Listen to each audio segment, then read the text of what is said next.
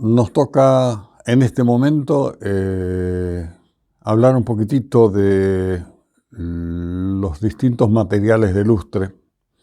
Después vamos a ir viendo cómo se utiliza cada uno. En principio los vamos a enumerar. En realidad depende de lo que querramos obtener, depende del grado de calidad, que siempre tenemos que apuntar alto, ¿no es cierto? Depende del grado de exposición que vaya a tener el mueble, por ejemplo, a la luz solar, al agua, a la intemperie, a la fricción, al trato. Una cosa es una mesa de comedor y otra cosa es una mesita ratona o una mesita de esquina de sofá que lleva una lamparita colocada, o un cenicero y nada más, no se toca nunca. En general, cuando nosotros hablamos de restauración y hablamos de respetar materiales originales, etcétera, etcétera, vamos a volcarnos mucho a la goma laca. Yo siempre intento explicarle más profundamente la utilización de materiales que ustedes puedan llegar a utilizar en sus casas. Muchos de ustedes, yo sé que están equipados o se están equipando, tienen espacio, tienen posibilidad, tienen entusiasmo, en fin. Y pueden llegar a tener un compresor, una máquina de pintar, etcétera. No se van a quedar sin saberlo, porque, bueno, es parte del curso, es parte de lo que estamos transmitiendo. Pero me voy a volcar en principio a la persona que, bueno, que no tiene toda esa disponibilidad. En esos casos, lo mejor recurrir a la goma laca. Es lo mejor que podemos hacer. De hecho, los muebles antiguos, todos están lustrados con goma laca. Tratados con cera, lustrados con goma laca. Bueno, vamos a los materiales.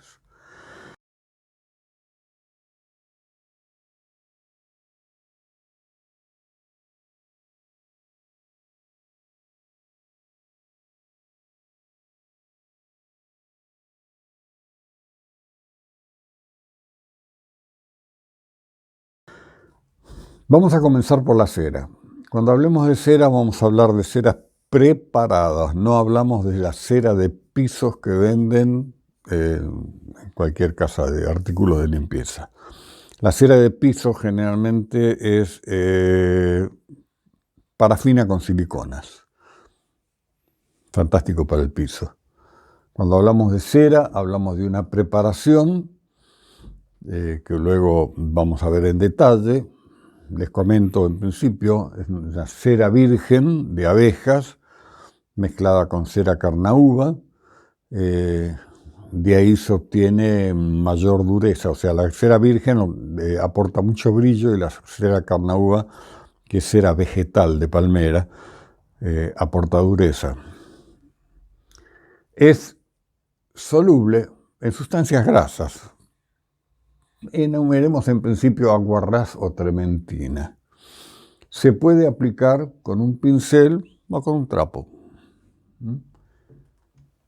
En cuanto a la resistencia, aunque le pongamos cera carnauba, es frágil, es blanda. Más que nada se marca cuando uno apoya un vaso húmedo, algo caliente y demás, se marca. Queda hermosa. A mí es uno de los brillos más naturales, uno de los brillos que más me gustan, pero me resisto mucho a utilizarlo porque el resultado no es bueno en absoluto. Después pasamos a la goma laca, nuestra gran aliada y que siempre hablamos de la goma laca.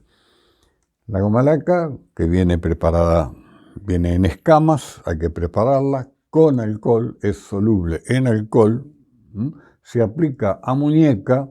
Acá coloqué pincel entre paréntesis porque no es que se puede, a ver, se puede aplicar a pincel, pero es una chambonada.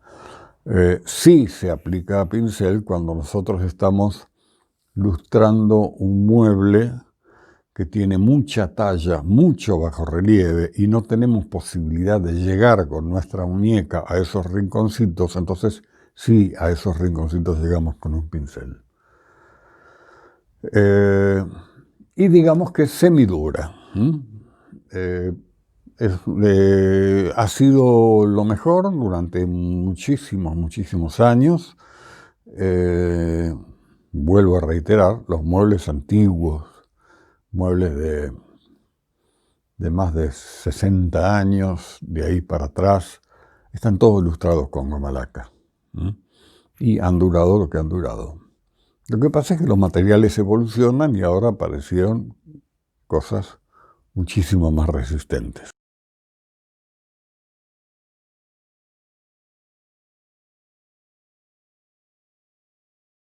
Ahora vamos a pasar a las lacas nitrocelulósicas.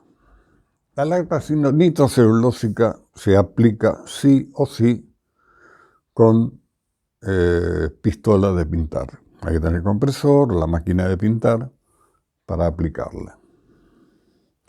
Es una laca dura, es una laca resistente, muy cristalina.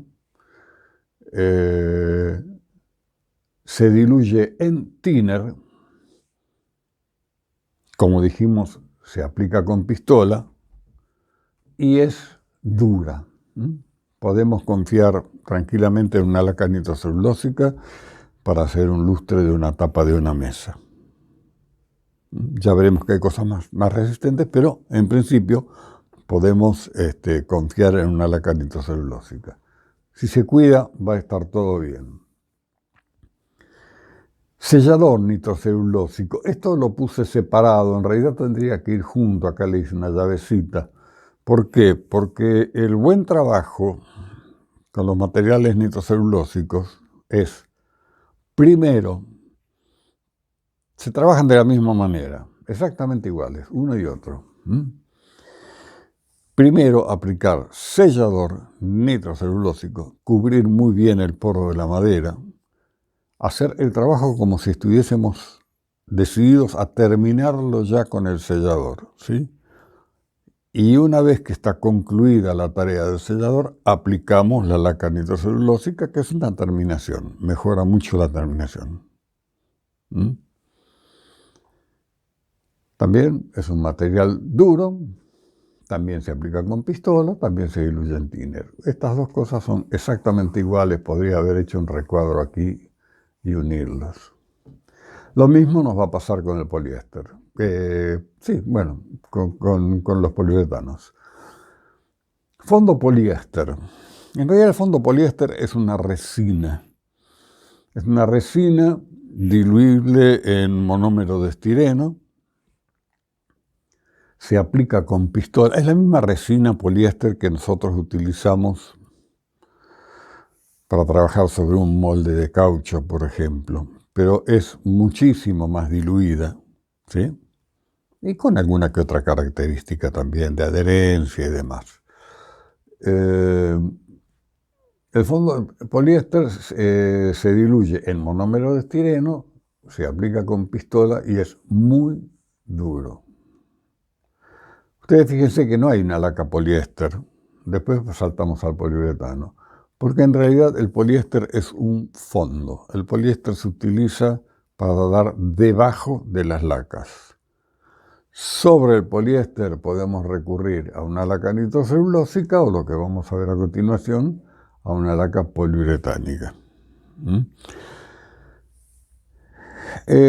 A mí no me gusta el poliéster porque queda como plastificada la madera. Uno la mira y tiene un nivel de perfección que es impresionante. Parece un vidrio como queda, pero queda como plastificada, le falta calidez, le falta, no sé, le falta gusto, ¿sí? De cualquier manera, se puede tener en cuenta como una base muy dura.